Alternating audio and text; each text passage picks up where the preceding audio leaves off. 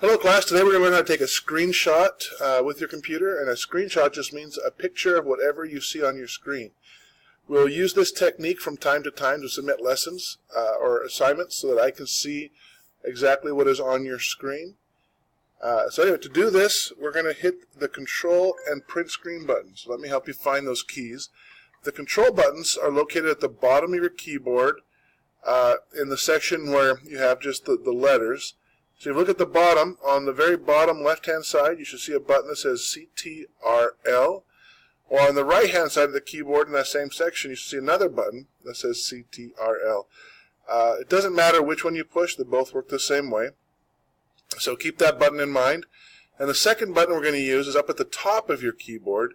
If you notice all the way to the right-hand side, there is a set of three buttons. One says Print Screen, the next says Scroll Lock, and the next says Pause Break, if your keyboard is the same as mine. So to take a screenshot, you're going to hold down the Control button, and while holding the Control button, you're going to press Print Screen, and then release them both at the same time. So hold down Control and hit Print Screen, and what that does is copy a picture of your desktop or your screen to your clipboard, which is just to say, like, you know, a short-term memory for the computer. And to send that to me or to your teacher, you're going to hit the Compose button. And you'll notice here that now we have an email message, and we're going to type in your class email for whichever email your teacher specified. For the subject, we're going to put lesson number and your name. Then you come down to the body of the email, and to put your screenshot in the email, you're either going to right-click on your mouse and come down to Paste. Sorry, it's in Spanish, but Paste. Or you hit the shortcut key, Control-V.